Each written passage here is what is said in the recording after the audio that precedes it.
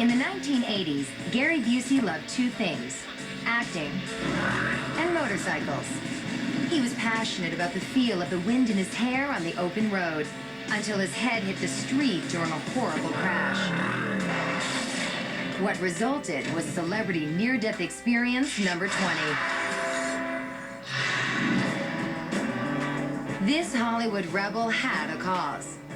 In 1988, Gary teamed up with fellow actors and bike lovers to help defeat a California proposition that would require motorcycle riders to wear helmets.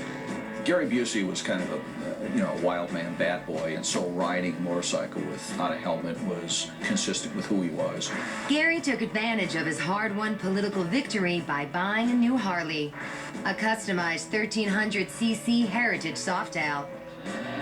Gene Thomason sold Gary the bike. Oh, I snapped a picture right before he took off. You can see the Indian arrow, the Indian theme that we had painted for his motorcycle.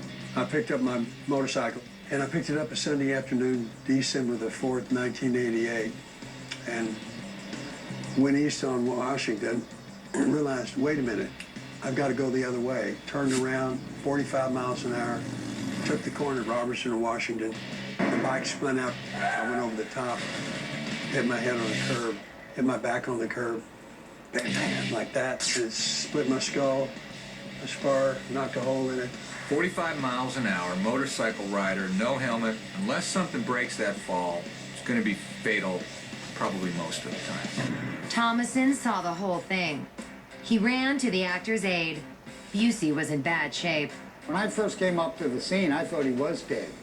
Gene Thomason came across the street to take my gloves off and put them in my head. The wound on his head, I couldn't see how bad it was because the blood was just puddling up behind it. There's blood everywhere. When paramedics arrived, they immediately whisked Busey to nearby Cedars-Sinai Medical Center.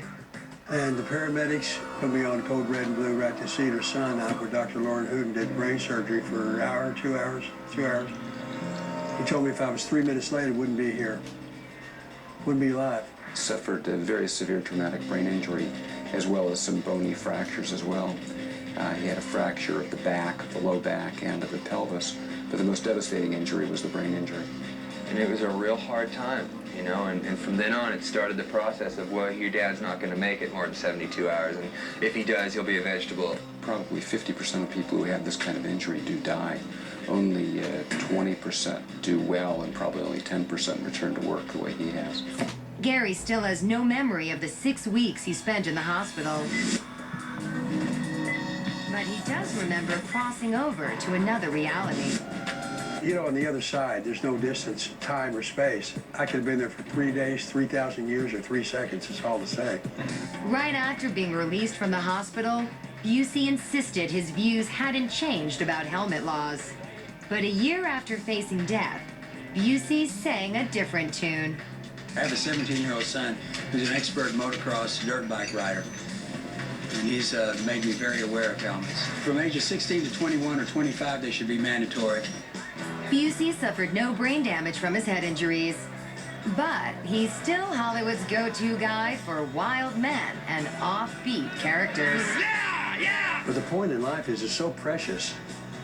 It's so short on Earth. And it's so sweet.